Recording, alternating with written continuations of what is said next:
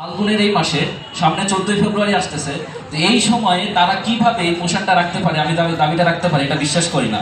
মানে স্পিকার, আজকে যদি আপনি আমাদের দিকে তাকান, আজকে যে ডিপ্রেশনের কথাটা এখানে উঠতেছে না, যে ডিপ্রেশনে সবাই ভুগতেছে, ডিপ্রেশন হচ্ছে, তারা চা কাটানোর জন্য একমাত্র উপায় হিসেবে চা কফি খাচ্ছে।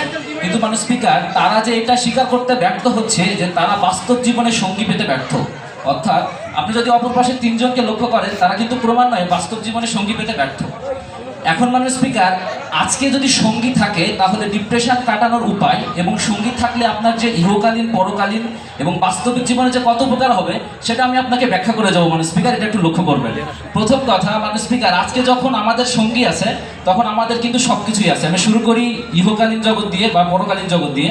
যখন আপনি মারা যাবেন মানুষ স্পিকার, ধরেন আজকে প্রধানমন্ত্রী মারা যাচ্ছে, তখন মারা যাওয়ার সময় তার পাশে কিন্তু কোনো সঙ্গী থাকবে না মানুষ স্পিকার। কারণ কি জানেন? কারণ তার কোনো সঙ্গী নাই, সে চা কফিকে বেছে নিয়েছে, সে বেছে নিয়েছে ক্যাপেচিনো, এক্সপ্রেসো, গ্রিন টি। তো যখন আজরাইল বা যমদূত তার সামনে আসবে, তিনি মনে হয় তাকে উপহার দিবেন যে স্যার আপনি একটু চা কফি খান, আমি একটু জিরিয়ে নিই। কিন্তু এটা তো তার পক্ষে সম্ভব হবে না, কারণ আজরাইল যমদূত কিন্তু আপনার সওয়াব বা আমলনামা দেখবে, আপনার কিন্তু ক্যাপেচিনো এক্সপ্রেসও দেখবে না। অপরদিকে আমার দিকে তাকান, আমার কিন্তু 3-4টা গার্লফ্রেন্ড আছে। সো তারা কিন্তু আমার পাশে আসবে, আমার জন্য দুরূদ পড়বে, দুরূদ শরীফ, লা ইলাহা ইল্লাল্লাহ। সো আমার তখন সেই সময় আমার কিন্তু সওয়াব বাড়বে। এখন দেখুন মানুষ স্পিকার, তারা যখন কবরে যাবে তাদের অবস্থাটা কি হবে? যখন তারা কবরে যাবে, মন কেন কি তাদেরকে জিজ্ঞেস করবে, আচ্ছা তোমার সওয়াব কোথায়? তারা বলবে না আমার তো কোনো সওয়াব নাই, আমার কাছে আছে cappuccino, espresso, green tea, layer tea. Khulna মেডিকেলের সামনে একদিন গ্রিন টি খেয়েছিলাম, লেয়ার টি খেয়েছিলাম, এগুলো আছে আমার সামনে। সো মানুষ স্পিকার, তারা কিন্তু তখন মন কেন কি তাদেরকে বলবে তুমি তো কনফার্ম জাহান্নামী, সো তুমি জাহান্নামে চলে যাও।